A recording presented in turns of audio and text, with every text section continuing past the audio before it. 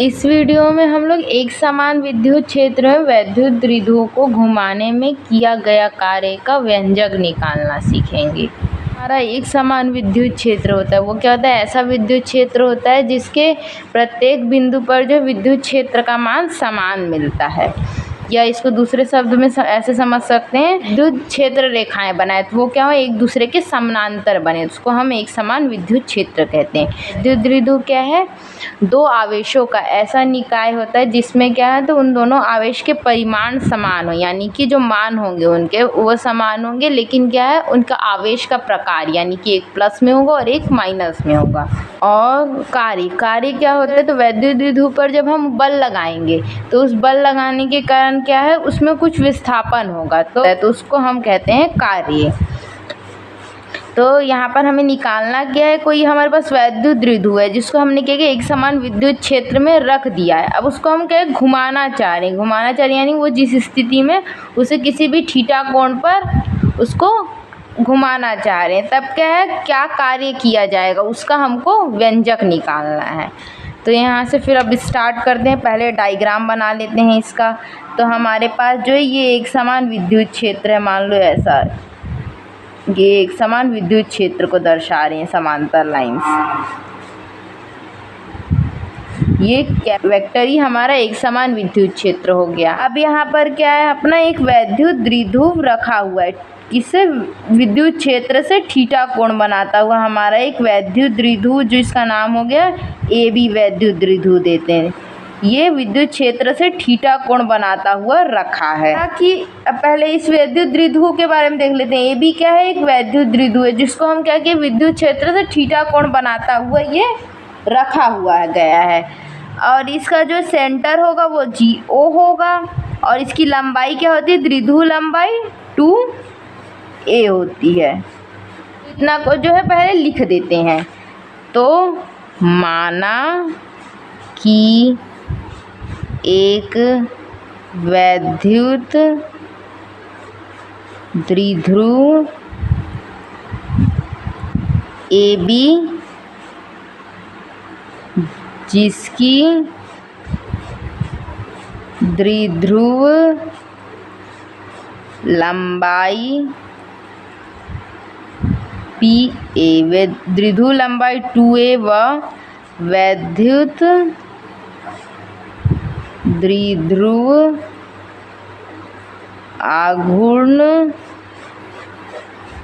P है, वह विद्युत क्षेत्र से थीटा कोण बनाते हुए रखा गया है। तब क्या है, हम देखते हैं इस वैद्युत द्विध्रुव पर जो बलयुग्म कार्य करेगा। जैसे लास्ट वाले वीडियो में हमने देखा था कि इस वैद्युत द्विध्रुव पे क्या होता है, बलयुग्म कार्य करते हैं। तो इस बलयुग्म के आघूर्ण का व्यंजक क्या हो जाएगा? अतः वैद्युत द्विध्रुव पर कार्य करने वाले बलयुग्म के आघूर्ण का परिमाण।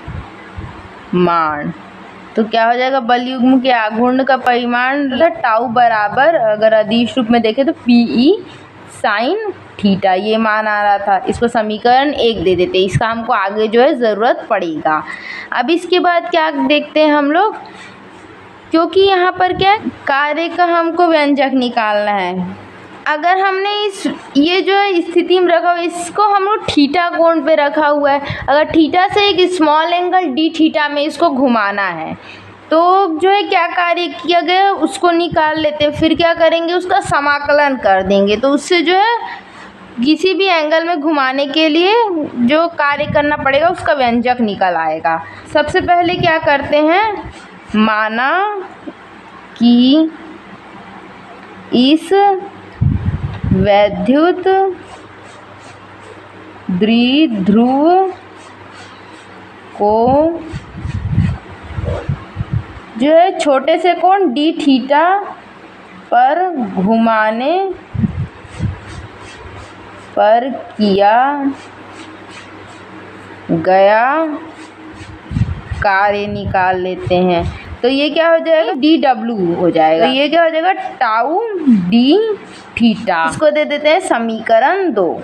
अब जैसे हमारे पास समीकरण 1 से हम लोग टाउ का मान समीकरण 2 में रख सकते हैं, तो इसको लिख लेते हैं समीकरण 1 से टाउ का मान समीकरण 2 में रखने पर तो ये क्या मिल जाएगा हमको, डी डब्ल्यू बराबर टाउ की जगह ये रख देते हैं P e sine theta, P e sine theta, और डी थीटा यहाँ पर पहले से है तो डी थीटा, इसको दे दिया समीकरण 3।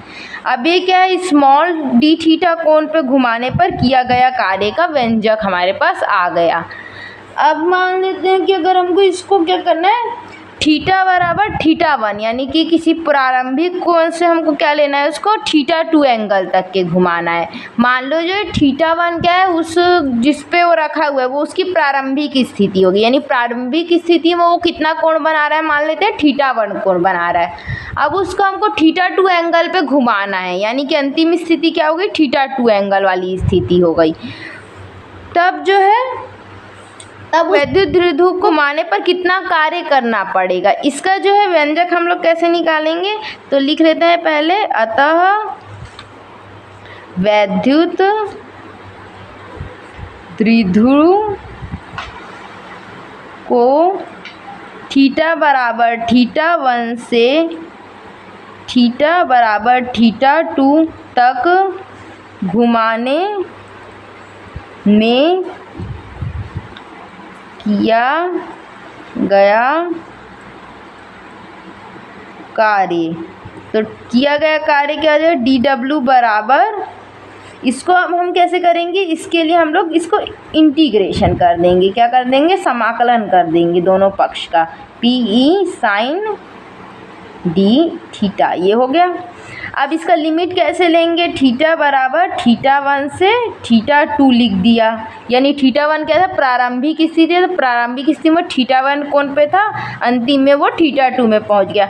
अब जब प्रारंभिक स्थिति में था तब जो कार्य था वो क्या था, शून्य था, हमने कोई कार्य नहीं किया। अब जब हम उसको थीटा कोण पर घुमा देंगे तब हम क्या करेंगे, उस पर डब्लू कार्य कर देंगे। तो इस तरीके से हमको लिमिट लगानी है, यानी लिमिट वगैरह लगाने के बाद हमारा क्या है, 0 to डब्लू डी डब्लू बराबर थीटा 1 से थीटा 2 तक के P e sine theta D theta. इसमें क्या है, डी डब्ल्यू ही लिखा है यहाँ पर, और 0 से डब्ल्यू तक के समाकलन करना है। तो हम जो है समाकलन के नियमों को देख लेते हैं एक बार। जैसे हमारे पास मान लो ए बी जो है ये सीमा है, समाकलन की सीमा है, और ऐसा दे रखा है हमारे पास डी एक्स, कोई भी राशि हो सकता है, डी एक्स जो क्या चर राशि है या भौतिक राशि है। तब इसका समाकलन कैसे करेंगे हम लोग, यहाँ पर जो है हमारा x आएगा और इसका लिमिट लग जाएगा b और a, यानी कि x की जगह माइनस a रख देना है। ये क्या हो गया,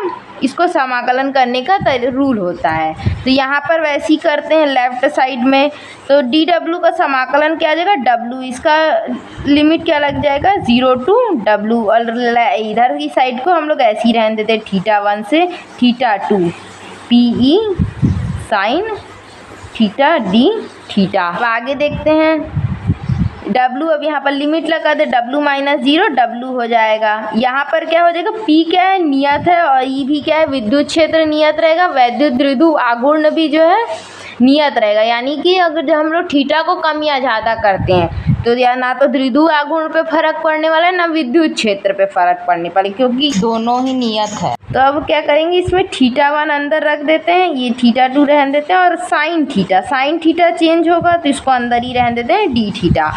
अब जब हम लोग क्या करते हैं, आकलन a से b साइन x है, तो ये क्या होता है, माइनस कॉस x, और इसके लिमिट लग जाते हैं जो दे रखा है b से a। ये इसका सूत्र होता है, मतलब समाकलन का ही, साइन एक्स का। तो इस सूत्र के सहायता से इसको समाकलन करते हैं तो हमारे पास क्या आ जाएगा, W बराबर पी को बाहर ही रहने देते हैं, अंदर इसकी क्या आ जाएगा, ब्रैकेट बना देंगे अब इसका समाकलन, क्योंकि हम लोग कर रहे हैं। साइन थीटा की जगह आ जाएगा माइनस कॉस थीटा, और इसका लिमिट है θ2, यहाँ θ1, ऐसे रख दिया।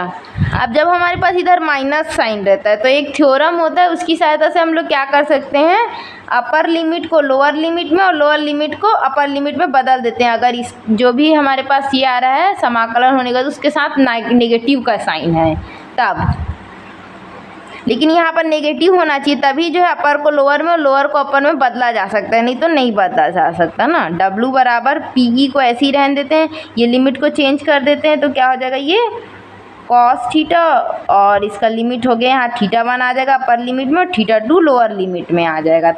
तब इसको हल करते हैं। W बराबर क्या आ जाएगा, PE, और इसके लिमिट को लगा देते हैं तो एक बार कॉस अपर लिमिट आता है यानी θ1, माइनस का चिन्ह आएगा कॉस θ2।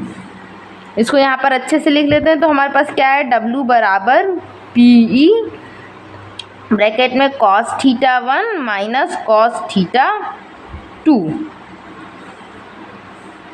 इसको दे देते हैं हम समीकरण नंबर 2।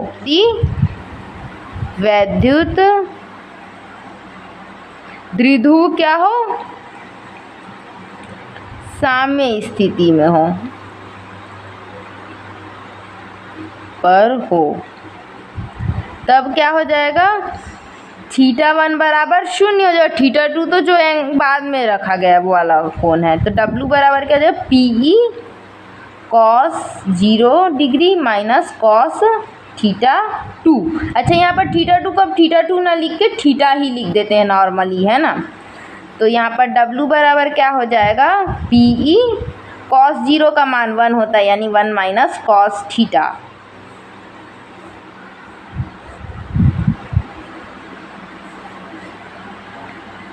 यहाँ पर जो थीटा है वो अंतिम स्थिति पर कोण है ना, जब उसको हमने थीटा कोण पर घुमाया है, घुमाने पर जो कोण बना है वो है थीटा। तो ये क्या है, जो हमारा समीकरण 3 है, पहले समीकरण 2 को देख रहे। समीकरण 2 क्या दर्शा रहा है, जब क्या था θ1 कोण या ऑलरेडी किसी कोण पर है उसको θ2 कोण पर ला रहे हैं, तब जो है कितना कार्य किया गया है। समीकरण 2 इसमें लिखते हैं वैद्युत द्विध्रुव को θ1 कोण से θ2 कोण पर घुमाने में किए गए कार्य का व्यंजक है। वहीं अगर हम लोग समीकरण 3 को देखें, समीकरण 3 क्या है, हमारा जब जो सब वैद्युत द्विध्रुव क्या साम्यावस्था में हो, तब जब उसको थीटा कोण तक घुमाते हैं तो जो कार्य करना पड़ता है उसका व्यंजक है। तो इसको भी लिख लेते हैं, समीकरण 3 वैद्युत द्विध्रुव को जब साम्यावस्था में हो तब उसे थीटा कोण पर घुमाने में किए गए कार्य का व्यंजक है।